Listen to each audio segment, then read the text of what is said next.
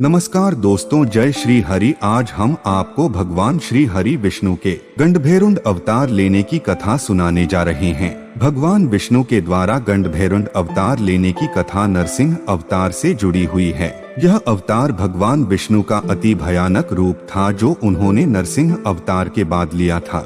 इस अवतार में उन्होंने दो मुख वाले पक्षी का रूप धारण किया था, जिसका वर्णन कई ऐतिहासिक धर्म स्थलों पर मूर्तियों के रूप में मिलता है। आज हम भगवान विष्णु के गंडभेरुंड अवतार लेने की संपूर्ण कथा के बारे में जानेंगे। भगवान विष्णु के नरसिंह अवतार का रौद्र रूप दैत्य हिरण्यकश्यप का वध करने तथा अपने भक्त प्रहलाद की रक्षा करने के लिए जब भगवान विष्णु ने नरसिंह अवतार लिया था तो वह अत्यंत भयानक रूप था, जिसका आधा शरीर सिंह का तो आधा शरीर मानव का था।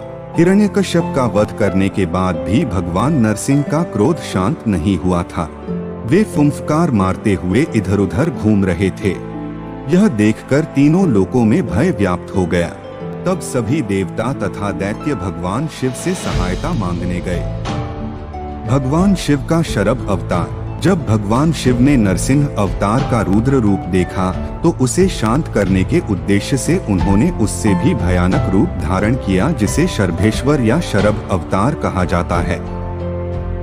यह अवतार सिंह, मनुष्य, भैरव तथा वीरभद्र का मिलाजुला रूप था, जिसके भयानक पंजे, चोंच तथा दो गरुड़ पंख थे।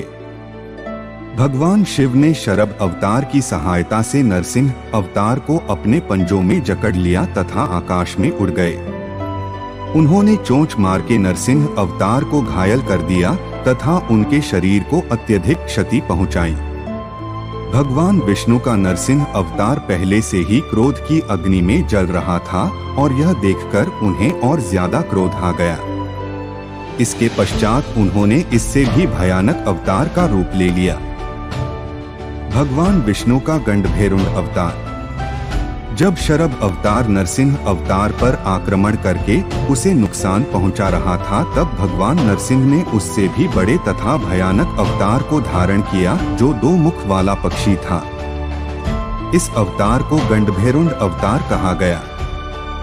यह अति शक्तिशाली तथा भीमकाय अवतार था। मान्यताओं के अनुसार शरभ तथा गंडभेरुंड अवतार के बीच 18 दिनों तक भीषण युद्ध हुआ, जिसमें अंत में शरभ अवतार मारा गया तथा पुनः भगवान शिव में समा गया। उसके पश्चात भगवान विष्णु के रूप में गंडभेरुंड अवतार का क्रोध शांत हो गया तथा वह भी श्रीहरि में समा गया। गंडभेरुंड अवतार के ऊपर विवाद। अलग अलग पुराणों तथा शास्त्रों में अलग अलग कथाएं लिखी हुई है। एक के अनुसार हिरण्यकश्यप का वध करने के पश्चात भगवान नरसिंह प्रहलाद के द्वारा शांत हो गए थे तथा पुनः श्रीहरि में समा गए थे। यह मान्यता सबसे ज्यादा प्रसिद्ध है, जो शरभ तथा गंडभेरुंड अवतार लेने की कथा को नकारती है।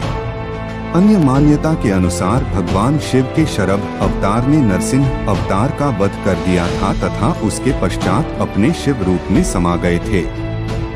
एक अन्य कथा के अनुसार मां देवी के उग्र रूप प्रत्यंगिरा ने शरभ तथा गंडभेरुंड के बीच हुए युद्ध को शांत करवाया था।